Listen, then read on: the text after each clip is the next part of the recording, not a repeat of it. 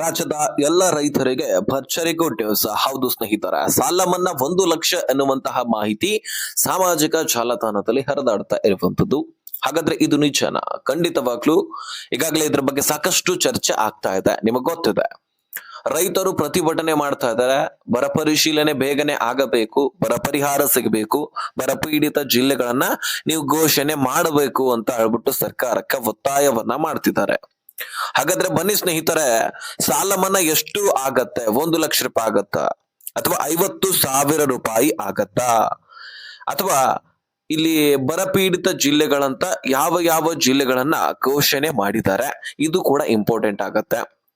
ಮುಖ್ಯವಾಗಿ ಈ ಬರಪೀಡಿತ ಜಿಲ್ಲೆಗಳಂತ 18ರಿಂದ 21 ಜಿಲ್ಲೆಗಳನ್ನ ಇಲ್ಲಿ ಘೋಷಣೆ ಮಾಡಬಹುದಾದಂತಹ ಸಾಧ್ಯತೆ ಇದೆ. ಅದರಲ್ಲಿ ಹೆಚ್ಚಿನದಾಗಿ ಸುಮಾರು 10 ಜಿಲ್ಲೆಗಳನ್ನ ಘೋಷಣೆ ಮಾಡಲಿದ್ದಾರೆ. ಇದು ಬಹುತೇಕ ಆಗಬಹುದಾದಂತಹ ಸಾಧ್ಯತೆನೂ ಕೂಡ ಇದೆ, ಆದ್ರೆ ಕನ್ಫರ್ಮ್ ಇಲ್ಲ.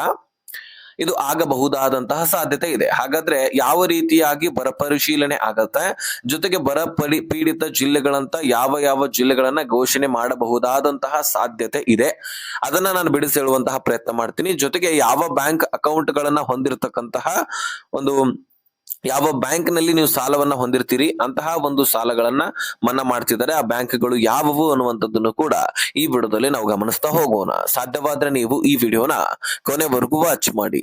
ಸ್ನೇಹಿತರೆ, ಸಾಲ ಮನ್ನಾ ಆಗಬೇಕು, ಬರ ಪರಿಶೀಲನೆ ಆಗಬೇಕು. ಬರ ಪರಿಶೀಲನೆ ಆಗಿ ಪ್ರತಿಯೊಂದು ಎಕರೆಗೂ ಕೂಡ 50,000 ರೂಪಾಯಿ ನಮ್ಮ ಖಾತೆಗಳಿಗೆ ಜಮಾ ಆಗಬೇಕು ಅಂತ ರೈತರ ಬೇಡಿಕೆ ಇಟ್ಟಿದ್ದಾರೆ.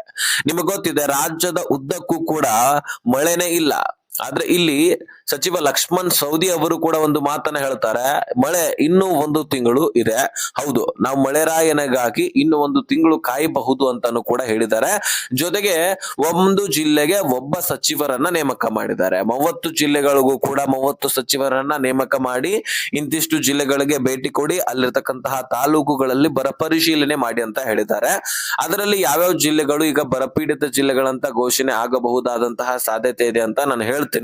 ಅದಕ್ಕಿಂತ ಮುಂಚೆ ಬರ ಪರಿಶೀಲನೆ ಯಾವ ರೀತಿಯಾಗಿ ಮಾಡ್ತಾರಂದ್ರೆ, ಈಗ ಸಚಿವರು ನಿಮ್ಮ ಒಂದು ಊರಿಗೆ ಬರ್ತಾರೆ, ನಿಮ್ಮ ತಾಲೂಕಿಗೆ ಬರ್ತಾರೆ, ಅಥವಾ ರೈತರ ಹೊಲ ಗದ್ದೆಗಳಲ್ಲಿ ಹೋಗ್ತಾರೆ. ಅಲ್ಲಿ ಸಚಿವರ ಜೊತೆಗೆ ತಹಶೀಲ್ದಾರ್ ಇರ್ತಾರೆ, ಸ್ಥಳೀಯ ಅಧಿಕಾರಿಗಳಿರ್ತಾರೆ, ಸ್ಥಳೀಯ ಒಂದು ಮುಖ್ಯ ಅಧಿಕಾರಿಗಳು, ಮುಖಂಡರು ಇರ್ತಾರೆ, ಗ್ರಾಮದ ಮುಖಂಡರು, ಜೊತೆಗೆ ಇನ್ನು ಹಲವಾರು ಅಧಿಕಾರಿಗಳಿರ್ತಾರೆ, ಸರ್ವೆ ಮಾಡುವವರು ಇರ್ತಾರೆ.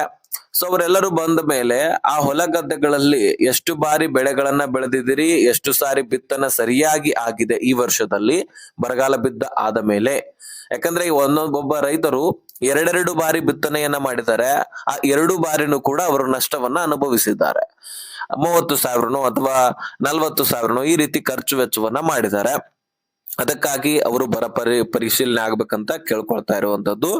ಇನ್ನು ಆ ಹೊಲದಲ್ಲಿ ಬೋರ್ವೆಲ್ಗಳಲ್ಲಿ ನೀರು ಎಷ್ಟು ಪ್ರಮಾಣದಲ್ಲಿದೆ, ವರ್ಷ ಇಡೀ ಸಾಕಾಗತ್ತಾ, ಬಾವಿ ಎಷ್ಟು ದೊಡ್ಡದಿದೆ, ಆ ಬಾವಿ ಸಾಕಾಗತ್ತಾ, ಆ ಬಾವಿಯಲ್ಲಿ ನೀರಿನ ಅಂಶ ಎಷ್ಟಿದೆ, ಜೊತೆಗೆ ಆ ಒಂದು ಹೊಲದ ಅಕ್ಕಪಕ್ಕದಲ್ಲಿ ಕೆನಾಲ್ ಹೋಗಿದೆಯಾ, ಆ ಕೆನಾಲ್ ನಲ್ಲಿ ಎಷ್ಟು % ನೀರಿದೆ, ಅದು ವರ್ಷ ಇಡೀ ಸಾಕಾಗತ್ತಾ, ಅದ್ರ ಬಗ್ಗೆ ಪರಿಶೀಲನೆ ಮಾಡುತ್ತೆ. ಆ ಊರಿನಲ್ಲಿ ಕೆರೆಗಳೆಷ್ಟಿದಾವೆ, ಅಲ್ಲಿ ಕೂಡ ನೀರಿದಾವ ಅಥವಾ ಇಲ್ವಾ, ಡ್ಯಾಮ್ಗಳಿದಾವ, ಅಲ್ಲಿ ನೀರಿದಾವ ಇಲ್ವಾ, ಈ ರೀತಿ ಎಲ್ಲವನ್ನು ಕೂಡ ಪರಿಶೀಲನೆ ಮಾಡಲಾಗತ್ತೆ. ಮತ್ತು ಆ ಹೊಲ ಗದ್ದೆಗಳಲ್ಲಿ ಅಂದ್ರೆ ಆ ತಾಲೂಕಿನಲ್ಲಿ ಎಷ್ಟು ಪ್ರಮಾಣದಷ್ಟು ಮಳೆ ಆಗಿದೆ ಅದರ ಬಗ್ಗೆನೂ ಕೂಡ ಪರಿಶೀಲನೆ ಮಾಡ್ತಾರೆ. ಇದ್ರ ಎಲ್ಲದರ ಬಗ್ಗೆ ಪರಿಶೀಲನೆ ಮಾಡಿ ಫೈನಲಿ ಅದರ ಬಗ್ಗೆ ಚರ್ಚೆ ಮಾಡಿಕೊಂಡು ಆ ಒಂದು ಜಿಲ್ಲೆಗಳು ಬರಪೀಡಿತ ಜಿಲ್ಲೆಗಳ ಅನ್ನುವಂಥದ್ದು ಘೋಷಣೆ ಮಾಡಲಾಗತ್ತೆ. ಇದರ ಬಗ್ಗೆ ಎಲ್ಲವೂ ಕೂಡ ಚರ್ಚೆ ಆದ ತಕ್ಷಣ ಆವಾಗ ಬರ ಪರಿಶೀಲನೆ ಮಾಡಿ ಅವುಗಳನ್ನ ಬರಪೀಡಿತ ಜಿಲ್ಲೆಗಳಂತ ಘೋಷಣೆ ಮಾಡಲಾಗತ್ತೆ. ಈ ರೀತಿ ಪ್ರೊಸೆಸರ್ ಇರುತ್ತೆ ಸ್ನೇಹಿತರೆ. ಈಗ ಮುಖ್ಯವಾಗಿ ಬರ ಪರಿಶೀಲನೆಗೂ ಮಾಡಿ ಬರ ಪರಿಹಾರವೂ ಕೂಡ ಕೊಡಬೇಕು, ಜೊತೆಗೆ ಸಾಲ ಮನ್ನಾ ಆಗಬೇಕು ಅಂತಾನು ಕೂಡ ಬೇಡಿದ್ದಾರೆ. ಇನ್ನು ಕರ್ನಾಟಕ ಬ್ಯಾಂಕ್ ಆಗಿರ್ಲಿ, ಗ್ರಾಮೀಣ ಬ್ಯಾಂಕ್ ಆಗಿರ್ಲಿ, ಇನ್ನು ಅನೇಕ ಸೊಸೈಟಿಗಳಲ್ಲಿ ನೀವು ಸಾಲಗಳನ್ನ ಮಾಡಿರ್ತೀರಿ, ಹೊಲಗಳ ಆಧಾರದ ಮೇಲೆ ಕೃಷಿ ಸಾಲವನ್ನ ಮನ್ನಾ ಮಾಡಬೇಕು ಅಂತ ನೀವು ಕೇಳಿರ್ತಕ್ಕಂಥದ್ದು. ಕೃಷಿ ಸಾಲ ಯಾರ್ಯಾರು ಮಾಡಿದಿರಿ ಅವ್ರದ್ದು ಕೂಡ ಮನ್ನಾ ಆಗುವಂತಹ ಸಾಧ್ಯತೆ ಇದೆ. ಯಾಕಂದ್ರೆ ಹೆಚ್ಚಾಗಿ ರೈತರು ಸಾಲ ಮನ್ನಾ ಆಗಬೇಕು ಅಂತ ಬೇಡಿಕೆ ಇಟ್ಟಿದ್ದಾರೆ. ಈಗಾಗಲೇ ಅದ್ರ ಬಗ್ಗೆ ಚರ್ಚೆ ಅಂತೂ ಆಗ್ತಾ ಇದೆ. ಅದ್ರ ಬಗ್ಗೆ ಆದ್ರೆ ಸ್ಪಷ್ಟನೆ ಸಿಕ್ಕಿಲ್ಲ ಸ್ನೇಹಿತರ ಸರ್ಕಾರದಿಂದ. ಬರ ಪರಿಶೀಲನೆ ಮಾಡ್ತಾ ಇದ್ವಿ, ಬರ ಪರಿಹಾರ ಅಂತ ಕೊಡ್ತೀವಿ ಅಂತ ಹೇಳಿದ್ದಾರೆ, ಆದ್ರೆ ಸಾಲ ಮನ್ನಾ ಮಾಡ್ತೀವಿ ಅಂತ ಹೇಳ್ಬಿಟ್ಟು ಯಾವ ಸಚಿವರು ಕೂಡ ಸ್ಪಷ್ಟವಾಗಿ ಹೇಳಿಕೆ ಕೊಟ್ಟಿಲ್ಲ, ಅಥವಾ ಸಿಎಂ ಅವರು ಕೂಡ ಸ್ಪಷ್ಟವಾಗಿ ಹೇಳಿಕೆ ಕೊಟ್ಟಿಲ್ಲ. ಅದಕ್ಕಾಗಿ ನಾವು ಕಾಯ್ದು ನೋಡಬೇಕು. ಈಗ ಬರ ಪರಿಶೀಲನೆ ಮುಗಿಯುವಂತಹ ಹಂತಕ್ಕೂ ಕೂಡ ಬಂದಿದೆ. ಜೊತೆಗೆ ನಾನು ಹೇಳ್ತಕ್ಕಂತಹ ಜಿಲ್ಲೆಗಳನ್ನ ಒಂದ್ ಸ್ವಲ್ಪ ಗಮನ ಕೊಟ್ಟು ಕೇಳಿ.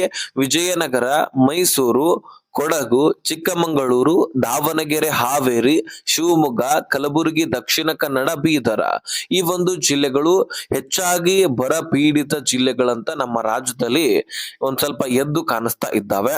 ಮಳೆಯ ಕೊರತೆ ಇಲ್ಲಿ ಉಂಟಾಗಿದೆ ಅನ್ನುವಂಥದ್ದು.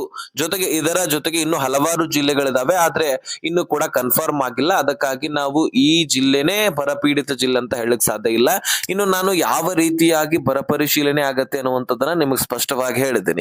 ಅದರ ಆಧಾರದ ಮೇಲೆ ನೀವು ಕೂಡ ಕಂಡು ಹಿಡಿಬಹುದು ನಿಮ್ಮ ಜಿಲ್ಲೆಯಲ್ಲಿ ಎಷ್ಟು % ಮಳೆ ಆಗಿದೆ ನಿಮಗೆ ಗೊತ್ತಿರುತ್ತೆ.